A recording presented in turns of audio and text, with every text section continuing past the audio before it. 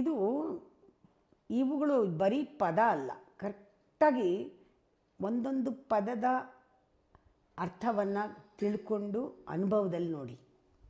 ಇದನ್ನು wishful thinking ಅಂತ ಹೇಳ್ತೀವಿ.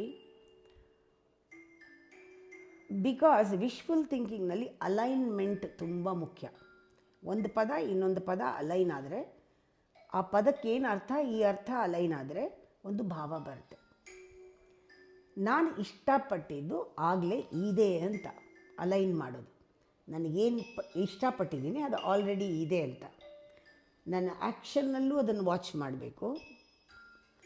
ವಾಚಿಂಗ್ನಲ್ಲಿ ಅಂದರೆ ಆ್ಯಕ್ಷನ್ ವಾಚ್ ಮಾಡಿ ಅದು ಆಗ್ತಾ ಇದೆ, ನಾನು ನೋಡ್ತಾ ಇದ್ದೀನಿ, ಅದು ಆಗ್ತಾ ಇದೆ.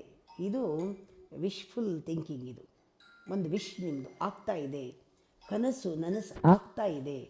When you think, when you feel, when you act, ಅಷ್ಟರಲ್ಲೂ ನೀವಿದ್ದೀರಾ ಸಾಕ್ಷಿಯಾಗಿ. ಕನಸು ಆಗ್ತಾ ಇದೆ, ನಾನು ಯೂನಿವರ್ಸ್ ಜೊತೆಗೆ ಕನೆಕ್ಟ್ ಆಗಿದ್ದೀನಿ, ಅಂದರೆ ಪರಮಾತ್ಮನ ಜೊತೆಗೆ ಕನೆಕ್ಷನ್ ಆಗಿದೆ.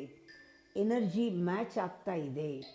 ಎನರ್ಜಿ ಮೊದಲೇ ನನಗೇನು ಆಗಬೇಕು ಅಂತಿತ್ತು ಅದು ಆಡ್ತಾ ಇದೆ ಬಾಯಿ, ಅದನ್ನು ನಂಬ್ತಾ ಇದೆ ಮನಸ್ಸು, ಅದು ವಾಚ್ ಮಾಡ್ತಾ ಇದೆ ಸಾಕ್ಷಿಯಾಗಿ, ಅದು ಅನ್ಫೋಲ್ಡ್ ಆಗ್ತಾ ಇರೋದು ಕಾಣಿಸ್ತಾ ಇದೆ, ಮ್ಯಾನಿಫೆಸ್ಟ್ ಆಗ್ತಾ ಇದೆ, ನಾನು ಇದನ್ನು ನೋಡ್ತಾ ಇದ್ದೀನಿ ಅಂದಾಗ ಅಲ್ಲಿ ಆಗಿಬಿಡುತ್ತೆ.